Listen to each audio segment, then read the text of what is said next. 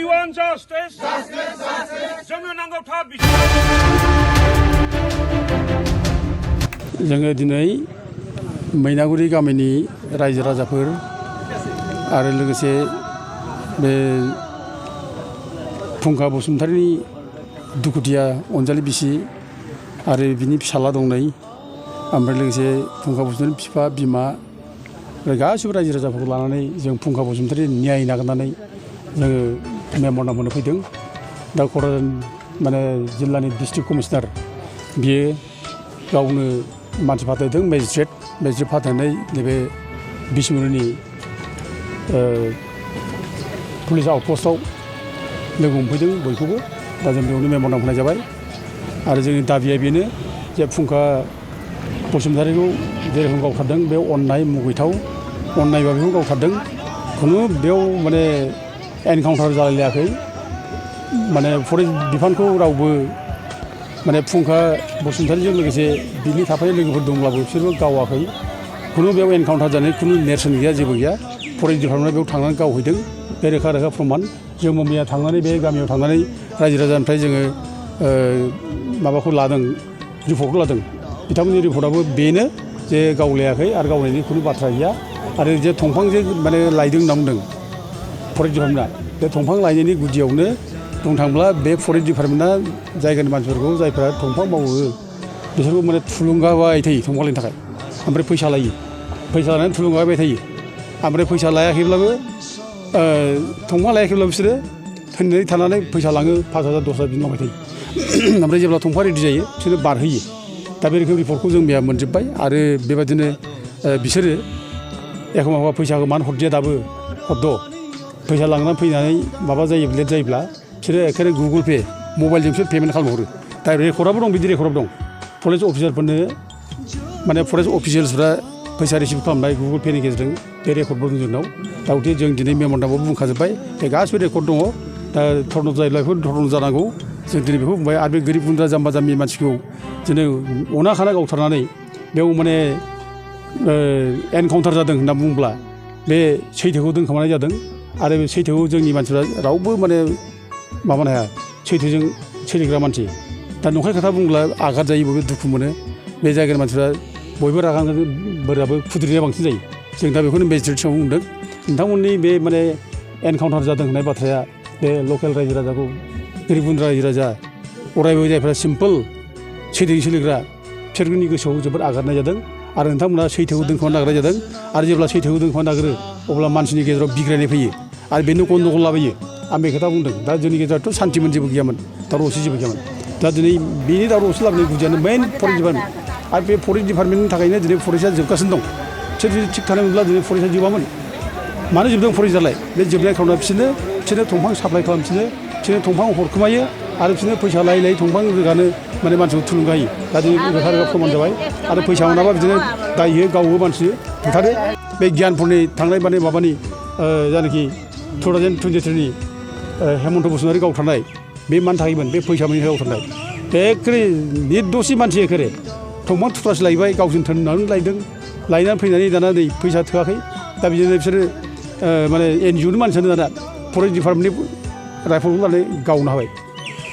माने मेलेम गलायनाय गावबाय। बेसेबां अननाय बियो। आरो नों बे 2000 माने माबायावनो आरोबाव 23आवनो माने सेप्तेम्बर मासाव बे 17 सेप्तेम्बरनि बाथ्रा बे नागेस्वर बसुमतारि थाख्लायाव लांनानै गावथारनाय हमखानाय मानसिखौ बिसोरो फरेस्टनि गावसिनि माने अफिसनि कास्टडियाव दोनबाय, सानथाम दोनबाय। उनाव कास्टडिनिफ्राय लांनानै आरोबाव बे थाख्लाय दैसायाव गावथारबाय। बेसेबां अननाय बे, बेसेबां इनजास्टिस। थारमाने फरेस्ट डिपार्टमेन्टआ बिराद गाज्रि खामानि मावनो हायो बिसोरो। बे जिनिसा प्रमान जाबाय। दा जों दिनै बेखौ मेजिस्ट्रेटनि सायाव बुंदों, डिअफनि सायाव बुंदों आरो डिअफआ जाहाथे गावनि अफिसार माने जायनाखि स्टाफफोर कन्ट्रल खालामथों। बे कन्ट्रल गैया मुगैयाखै, सोरनावबा फैसा दाबि खालामनाय, सोरखौबा माने सिं सिं माने माबा थिननाय, दंफां दुदिबाव थिननाय बिदि दाखालामदों। जों दिनै बेखौ बुंनाय जाबाय आरो साबधान जाथों। आरो रायजो राजाजों खुद्रिनाया बारा जायोब्ला खिन्थु होबथानो हायोबा। हाग्रा बिफाननि मावफुं सोद्रोमाया बुंदों जे गावलायनायाव बेबायदि जाथाया जादों। थारैनो नोंथाङा एग्रिना? हाग्रा बिफाननि मावफुं सोद्रोमा जेम्स बसुमतारिया बे साना हौवा बुंलादों। बे बुंनो नाङामोन, जों बेखौ निन्दा खालामो, मुगैयो जों। माबे सर्सखौ लानानै बे बुंदोंमोनलाय? गावलायदों होननाया सोरनि सर्सखौ लानानै बुंदोंमोनलाय? दा बियो गावग्राफोरनि खोथाखौ लानानै बुङो ना बे गावजाग्राफोरनि दुखुथिया मानसिनि खोथाखौ बे खोनासङो बेलाय बे सोरखौ फोथायो बे गोरिब दुखिया जाम्बा जाम्बिफोरनि माबाखौ बे बाथ्राखौ खोनासङो ना सोरनि खोथाखौ खोनासङोलाय सोर इम्परटेन्ट बेनि थाखाय जेम्स बसुमतारिनि थाखाय बे गोरिब गुन्द्रा रायजो राजाया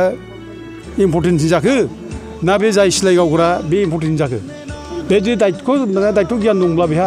बेहा जुदि माने खान्द' गियान दंब्ला बियो फार्स्टआव इनकुवारि खालामनांगौमोन बियो इनकुवारि खालामनानै नायनांगौमोन मा जामारदों बे गामियाव फैनांगौमोन बे गासैबो गोरिब गुन्द्रा रायजो राजा बर' फिसा गासैबो गावसिनि मानसि जोंनिनो मानसि बिसोरखौनो बाहायबाय थायो भट नांगौ माने भट समाव नांगौबा बिसोर भट नांगौ भटनि थाखाय बिसोर फैयो भट बिफैयो आंगोआ सोर जुलाय बे गोरिब गुन्द्रा रायजो राजा बिसोरनो आंगो नंगौ नङा दा बिसोरनो जुदि माने इएम थाखाय जुदि आंगोब्ला रायजो राजा जुदि आंगो मोनब्ला रायजो राजाखौ आंगो सानोब्ला इएमआ बिसोर फैनानै सोंफैनांगौमोन मा जाखो मा जामारखो माथो माने गावथारनाय जाबाय खबर लाफैनांगौमोन बे खिन्थु जेबो खबर लायाखै जेबो खबर गैया दबर गैया बाहेरा दांबाय माने फरेस्ट डिपार्टमेन्टआ गावसोरखौ डिफेन्ड खालामनो थाखाय बुंदों गावसोरखौ बासायनो थाखाय बुंदों एनकाउन्टार जादों होननानै एनकाउन्टार जायैखौनो एनकाउन्टार जादों होनना बुंदों दा बेखौनो बे सुर मिलायनानै जोंना माने इएमआ जोंना बुंलाबाय जे एनकाउन्टार जादों होननानै बेखौ जों मुगैयै धिक्कार होयो आरो बे रोखोम जुदि आखलनि इएम जायोब्ला बे गाज्रि गारनाया मोजां बियो दरखार गैया जों बिदि इएमखौ मानो नांगौ जोंलाय बे गोरिब गुन्द्रा जाम्बा जाम्बिनि दुखुखौ बुजिनो हायाखिसै बे मा जादों घटनाया बेयाव बे गोरिब गुन्द्रा जाम्बा जाम्बि सैथोजों सोलिग्रा मिसा खोथा खुनु दिन नङा सिखार जाबाय बासिराफोर हाग्रायाव थांनाया नंगौ थाङाखै नामाखै दंफां लायनाया नंगौ जानो हागौ बेखौ सिखार खालामबाय खिन्थु थोननायाथ' फरेस्ट डिपार्टमेन्ट थोनो दा दिनै बेफोर गासैबो थदन्त खालामनांगौआ फरेस्टनि इएम आरो गोरिब गुन्द्रा जाम्बा जाम्बिखौ बे माने माबानांगौ बिसासाव लानानै माने खौरांखौ सुलाद लानांगौ बियो दा सुलाद लायाखै रायजोखौ लानानै बे फरेस्ट डिपार्टमेन्टआ दाया मावबाय जेला बेखौ माने बासायनो थाखाय माने एनकाउन्टार जादों होनना बुंबाय बेखौनो बे दल दामना होबाय एनकाउन्टार जादों होननानै जायाखै बेयाव खुनु रिकभारबो जायाखै बेयाव माबा मोनसे गावग्रा जिनिसबो रिकभार जायाखै मोनाखै रावबो खोन्थानो हाया पुलिसाबो खोन्थानो हाया आरो रायजोआनो थांफाजोबदों पुलिसफोरजोंबो बेयाव जेबो मोनाखै दा दाथ' गोदानै खायदा खालामनानै जुदि सिलाय मोनदों नैबेखौ मोनदों होननानै बुङोबायब्ला बे बिसोरनि खोथा बे अननाय खामानि मावनायनि खोथा बिसोर बिदिखौ मावनोबो हागौ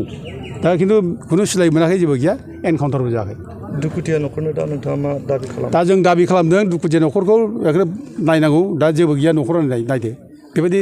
संसार जास्लिंनाय सिलिंखार खालामबाय मालाय माने जेबो गैयाब्लाबो ओंखाम खबसेजोंनो अननानै जागौमोन मोजाङै माने संसार जागौमोन फिसा फिसौ खांगौमोन मोजाङैनो दा दिनै मा खालामखो सिलिंखार मा जानो बिसोरनि जिबनाव दा मा खालामबावनांगौ बिसोर मानसिनि जिबनखौ बिदि खालामनो हायो एथ' अननाय भाबै मानसिनि जिबनखौ डेस्ट्रय खालामबाय सेस खालामजोबनाय जाबाय आरोखि दा मा खालामनो दालाय दा दायित्व लानांगौ जोंना बिडिसिनि लिडारफ्रा दायित्व लानांगौ दा बिसोरनि न'खरा जाहाथे थांनानै थानो हायो बेनि थाखाय बिसोरनि न'खरनि थांनानै थानायनि बेब'स्थाखौ खालामनो हानांगौ साख्रि बाख्रिखौ हो दाबो माने बानायनानै हो साख्रिखौ खिन्थु बे नङा बे जोंसारनि बिसिनो साख्रि होनानै बे सप्ता खनसेल' होबाय ओरैनो माबायाव टेम्परारि भाबै फिक्स पेआव उनाव दानफिनबाय टार्मिनेट खालामफिनबाय दा बे रोखोम जाहाथे जाया साबधान जाथों आरोखि बे रोखोम जानो मोना बे पार्मानेन्ट माने माबाखौ साख्रियाव होनांगौ आरो लोगोसे बे न'खरनि थांना थानायनि बेब'स्थाखौ खालामनो हानांगौ जोंथ' मैया बुंबावदोंसो 100 कौटि थाखा 1 कौटि थाखा बे फेमिलियाव दान होनांगौ 1 कौटि थाखाखौ मानो होनो हाया बे नङै ओरै गोदां बोसोराव ओरैनो एनाउन्स खालामबायनाय माने जों नुबाय थायो अबाव बेरायनायावबो 1 कौटि थाखा मेला बेरायनायावनो गारो दा बे थाखाखौ बे दिनै माबा जाबाय जेब्ला बेनो मानो होनो हायाबालाय होबाय 1 कौटि थाखाखौ जों बेखौनो दाबि खालामदों 1 कौटि थाखाखौ बे न'खराव होनांगौ आरो बे न'खरनो माने माबा होनांगौ साख्रि मोनसे थांना थानायनि बेब'स्था खालामनांगौ साख्रि होनानै आरो बिसोरनो मोनसे न्याय बिजों दाय होनांगौ आरो बे जाय दसि जाय फरेस्ट माने जाय अफिसियेल्सफोर गावनायाव जरित दंमोन बिसोर गासैबो सासपेन्ड खालामनांगौ इमिडियेटलि सासपेन्ड खालामनांगौ आरो जेब्ला बिसोरखौ सासपेन्ड खालामगोन इमिडियेटलि अब्लासो दानि बिटि सरकारखौबो रायजोफ्रा बिसास खालामगोन होमबा नंमारगौ बिसोर न्याय होमारो बिसोरो माने अननायखौ बिसोरबो माने सुखुवा बे गोरिब गुन्द्रानि सायाव अननाय खालामनाय मानाय बेखौ बिसोरबो मोजां मोना न्याय होमारो बे प्रमानखौ देखायनांगौ दा एरेस्ट खालामनांगौ थाबनो आं मैया खोनादों बे सोरबा माबानि बे आथियाबारिनि फरेस्ट रेन्जनि सोरबा टेलिफनजों बुंहरबावदोंनो दैसाना मा होनदों बे बुंदोंनो आरोखि बुंदों जे माने 7 मानसि दंबायो माने गावथारबा न'आव 7 दंबाय जाबाय सासे गावथारबाय आरो दंबाय 7 खस'आव थायो बेबायदि बाथ्राखौ जों माने खोनाजोब्बाय जायगानिफ्राय फन हरना बुंनायखौ दा उथे जों बेबायदिखौ निन्दा खालामो मुगैयो बे रोखोम जाहाथे मानसिखौ सिगिखिव खालामदों दिनै हाग्रा बंग्रायाव जायफ्रा दुखि गोरिब